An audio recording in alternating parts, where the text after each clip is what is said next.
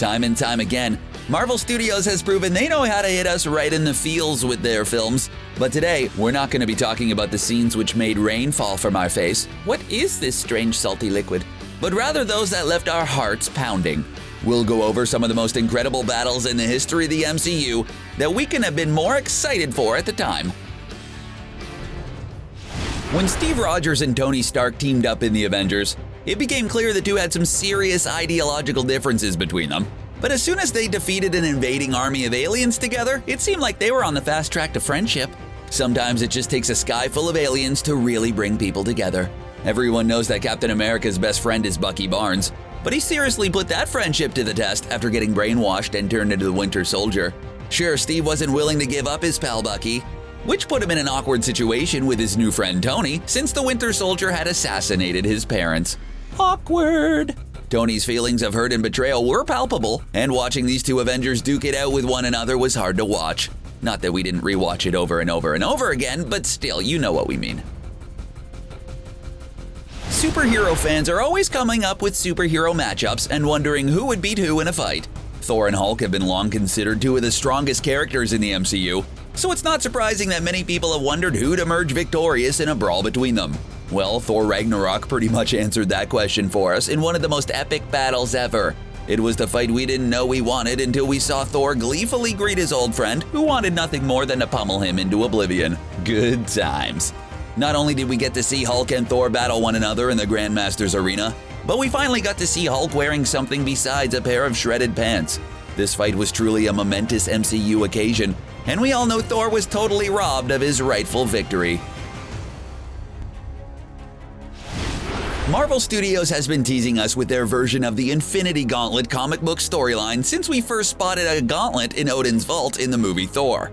We first got a glimpse of the Mad Titan himself in the Avengers mid-credit scene, and we had to content ourselves with brief glimpses of and small references to Thanos over the next few years. Then we finally got to settle in and see the climactic event, which was Avengers Infinity War, and well, it did not disappoint. Thanos faced off against our favorite heroes and ultimately came out the victor. Even knowing full well what was going to happen didn't make the decimation any easier to watch. We had to watch many beloved heroes fade away into oblivion, not knowing who'd be able to make it back someday, and of course, Marvel Studios just had to throw in that heartbreaking moment between Tony Stark and Peter Parker, just in case any shred of happiness remained in our lives. There were so many great movie moments that took place in Captain America Civil War. We could talk about them all day.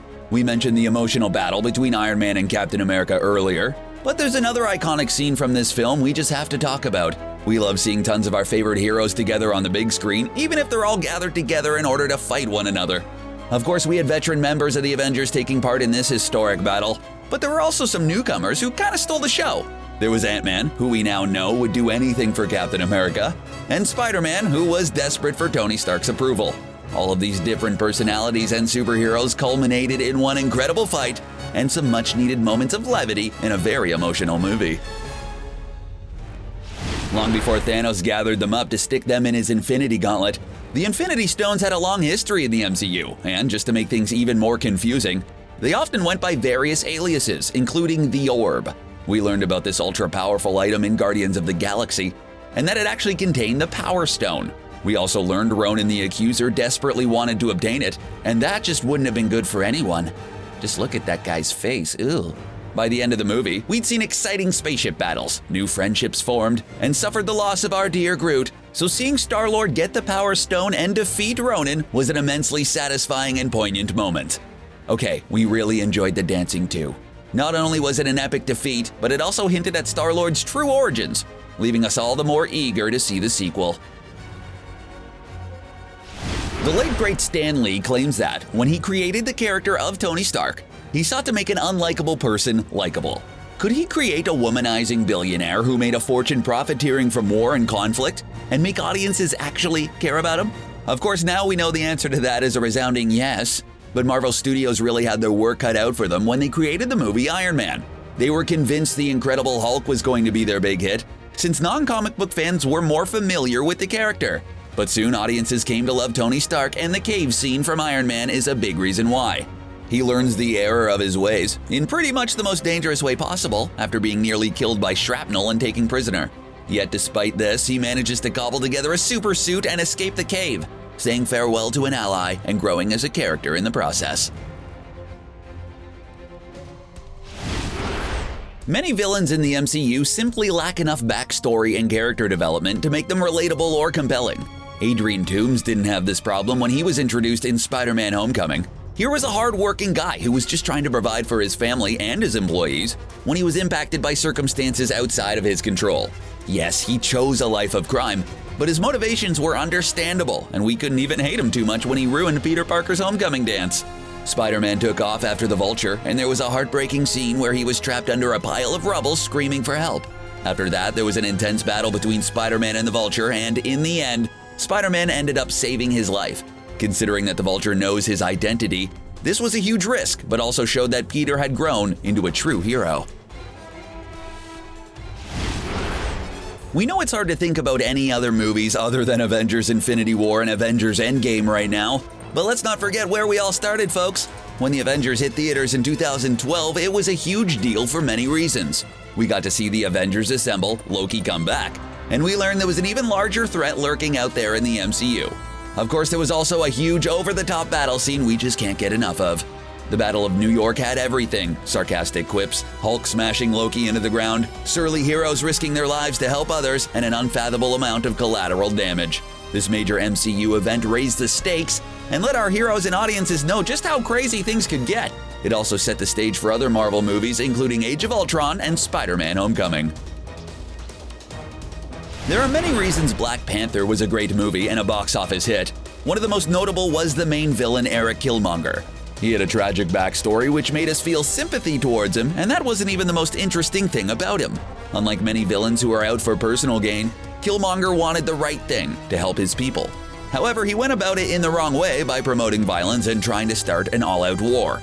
Of course, that battle started in Wakanda, where Killmonger had usurped the throne from T'Challa.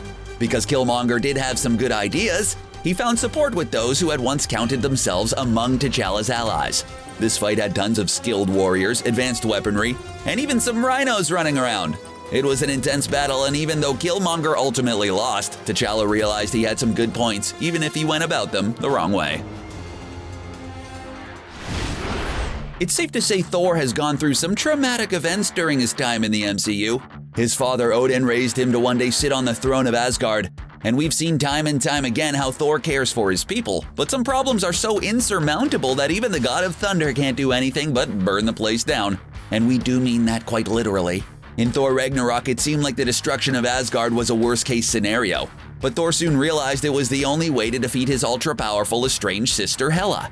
Because her powers were tied to Asgard, destroying it left her vulnerable. Not only was this an epic battle, but we got to see Thor and Loki working together. Bruce Banner willingly transforming into the Hulk, and Valkyrie just being awesome in general. Some heroes just want to watch the world burn, and that's just what these folks did. Cue the Zeppelin!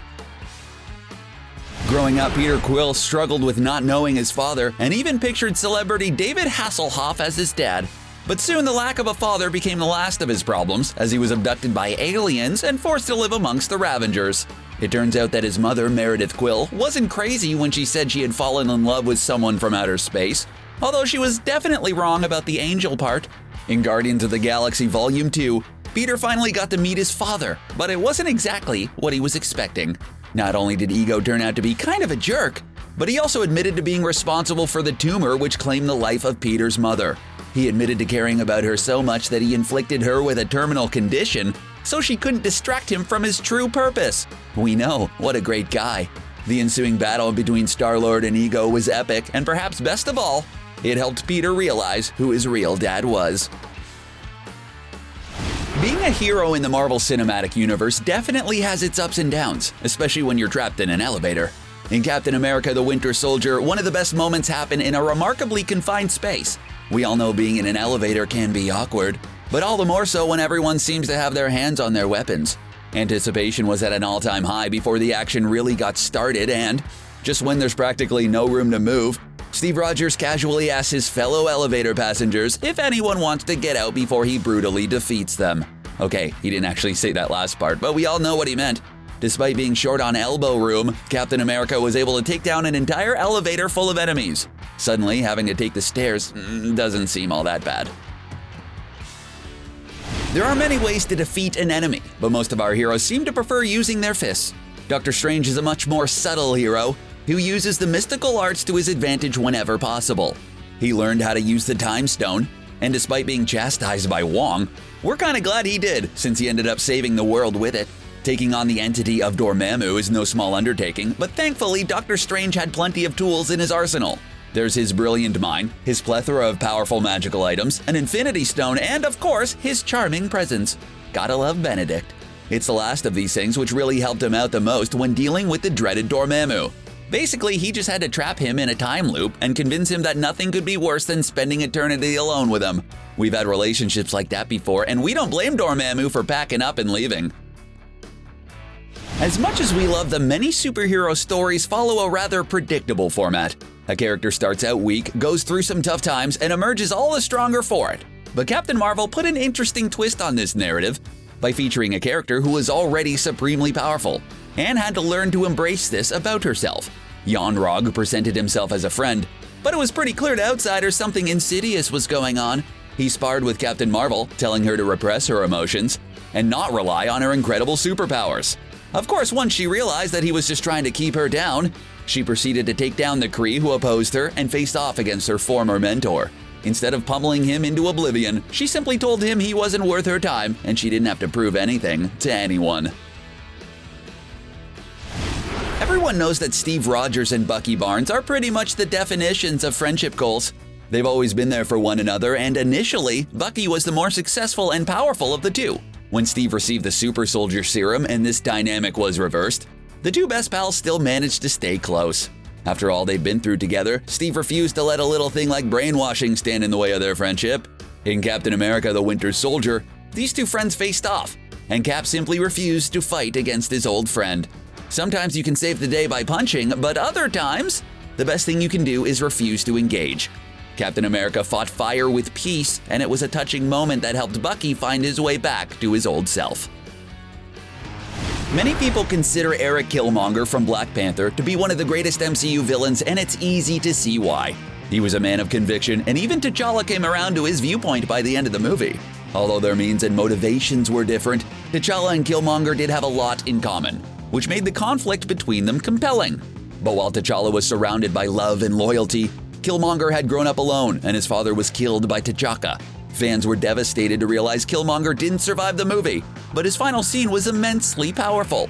He accepted his fate and declined T'Challa's offer for medical attention, knowing he'd ultimately be imprisoned. Killmonger went into the beyond bravely and with dignity, and that's not something we often see in the MCU.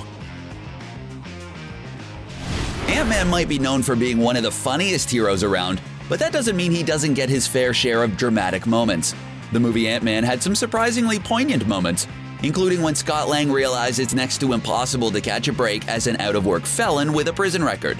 Despite his difficulties, he's desperate to be a part of his daughter's life, and it's clear she absolutely adores him, which is why things got so crazy when Cassie was taken hostage by Yellow Jacket.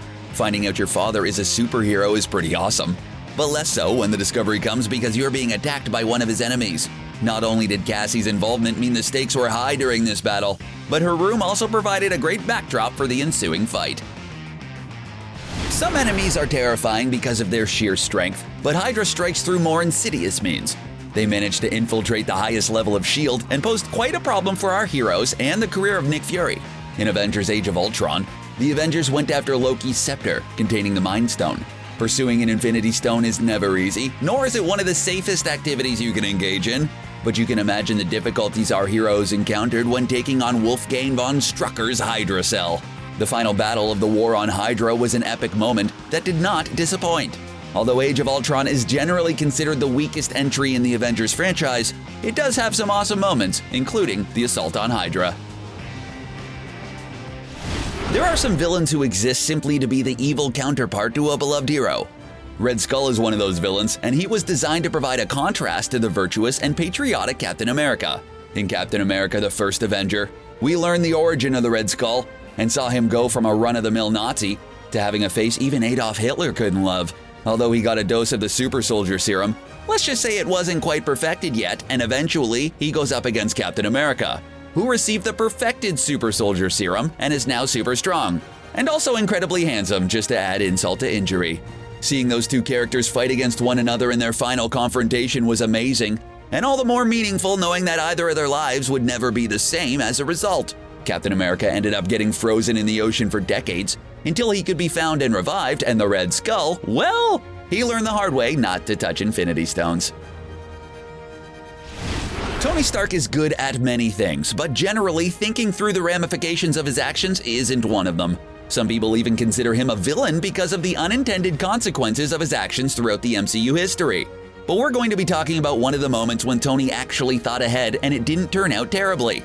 By working with Bruce Banner, he managed to create the Mark 44 armor, better known as the Hulkbuster.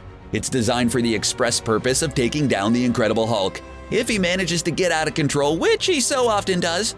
And we saw this take place during Avengers Age of Ultron, when the Scarlet Witch manipulated Bruce Banner into transforming into the Incredible Hulk. Tony was forced to don the Hulkbuster armor and battle against his fellow Avenger. Some Marvel battles rely on subtlety and context to be great, but this was just a classic fight with tons of action, and sometimes that's all we want to see. What do you think about these heart-pounding MCU moments? We know there are tons of amazing scenes to choose from, so let us know your top picks in the comments section below. Before you go, make sure to click on the subscribe button to get more videos from us here at CBR. Bye for now.